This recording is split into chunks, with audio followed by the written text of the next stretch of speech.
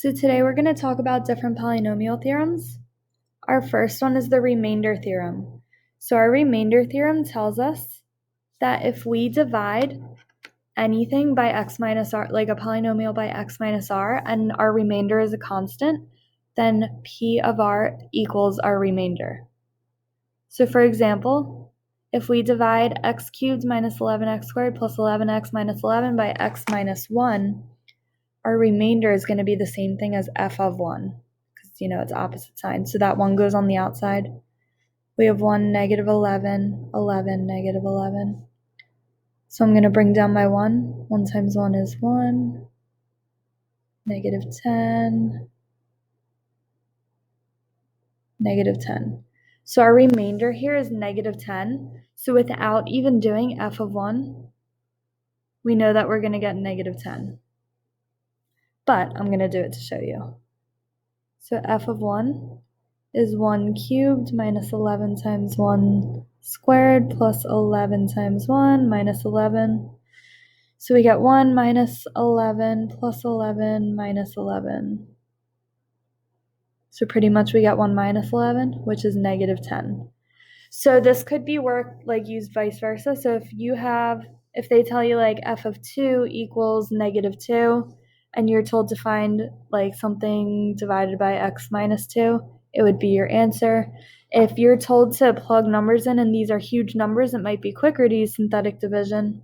So pretty much when you divide by 1, whatever your remainder is the same answer as f of 1.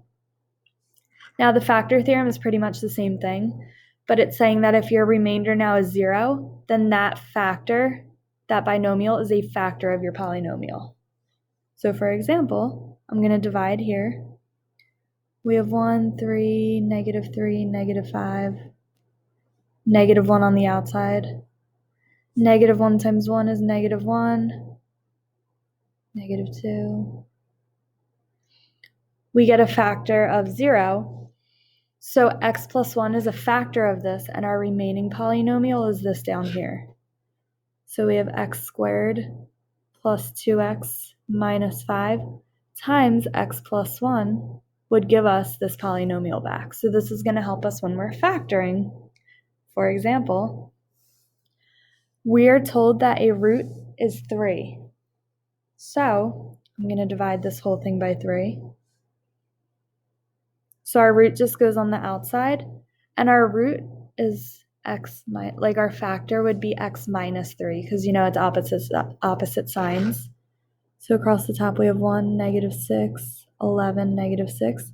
So we're going to divide it. So we're told that our remainder is going to be 0. We're dividing it to figure out what our polynomial of x squared would be, and then we can factor it from there. So we do 3 times 1, negative 9, 2, 6. So we do get 0 as our remainder. If you don't and it tells you it's a root, you should recheck your work. So our new polynomial is x squared minus 3x plus 2. And our factor again is x minus 3. But now we can factor this further. So we want two numbers that multiply to 2 and add to 3, which is 2 and 1. So our factored out polynomial would be x minus 2, x minus 1, and x minus 3. So we can factor it easily by using synthetic division once we find a root. So now sometimes we're going to have where a root is imaginary. So this one becomes a little more complicated, and we're actually going to have to use long division in the end. But this is going to also play into our complex conjugate theorem, which we're going to look at next. So we talked about conjugates already this year. So if 3 plus I is a root, so is its conjugate. So is 3 minus I. So to write those as factors, we have x minus 3 plus I and x minus 3 minus I. So I'm going to kind of regroup these, because now if I regroup it with the x minus 3's together, it's difference of two squares. So we're going to write this as x minus 3 squared and then minus I squared. We can multiply this out. So x minus 3 squared is x minus 3 times x minus 3, which becomes x squared minus 6x plus 9. And then we have minus I squared. Well, we know I squared is negative 1. So we have x squared minus 6x plus 9 plus 1. So our term here is x squared minus 6x plus 10. So that's going to be like one factor here because we don't want i's to be in our factors. So we use that complex conjugate theorem to multiply them out. But now, and I'm actually going to erase all this, we're going to use that new term, x squared minus 6x plus 10. And now we have to use long division to get our next part of this. So we're going to do this whole thing divided by x to the 4th minus 6x cubed minus 15x squared plus 150x minus 250. So it won't be too much work, like don't worry, I know it looks like a lot, but a lot of terms cancel out when we're doing this so that it's factorable. But if you remember, you do this first term divided by this first term, x to the 4th divided by x squared gives us x squared up top. Multiply it out so we get x to the 4th minus 6x cubed plus 10x squared. And then you go through, you flip all your signs. So we have negative, positive, negative, and add them up. That one cancels, that one cancels.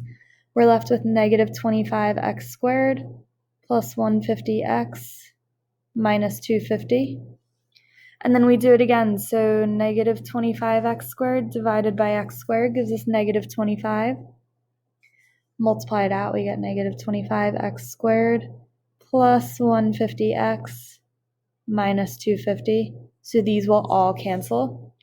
So our new terms here, so factoring this out, we have x squared plus 6x plus 10 times x squared minus 25. Well, that's difference of two squares. So now we have x squared plus 6x plus 10 times x minus 5, x plus 5. So we can still factor this all out when we're given an imaginary root. Next, we're going to look at the irrational zero theorem. So this is when we're told to factor something, but we're not told what a root is. This tells us some possible roots to test out, and then we're going to have to test them all out. So this one could end up being a lot of work. So pretty much it says that your irrational root theorem, the possible zeros are going to be all the factors of this divided by all the factors of this. So my factors of 5 are 1 and 5. And my factors of the other 5 are 1 and 5. And they're all plus or minus. So I'm going to do 1 divided by 1. So we have plus or minus 1. 1 divided by 5, we have plus or minus 1/5. 5 divided by 1, we have plus or minus 5. And 5 divided by 5 is plus or minus 1. We don't actually need to write it again. So I'm going to choose some numbers and we're going to test them using some quick synthetic division. I'm going to erase that part. Okay. So we have 5, 29, 19, negative 5. I'm just going to choose 1. So we have 5. Oops. We have 5. So we get 34. This becomes 34 plus 19. So this one's going to have a remainder. So that means that it's not 1. So we're going to choose a different number. So I'm going to choose negative 1, just kind of going down the line. So 5, 29, 19, negative 5.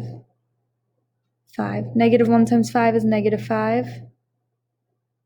That gives me positive 24. We get negative 24. So we get negative 5, positive 5. And oh, look, we get a remainder of 0.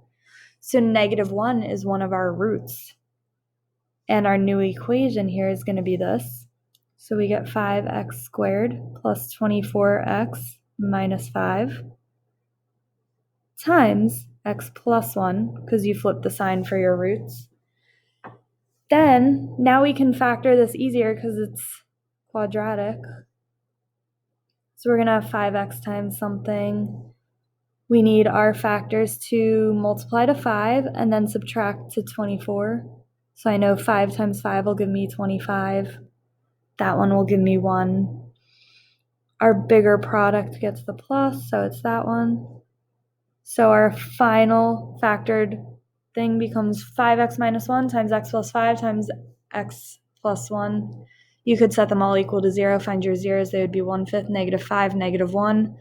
But essentially, let's say you didn't pick negative 1, you would have to test all of these. So sometimes you're going to have even more to test.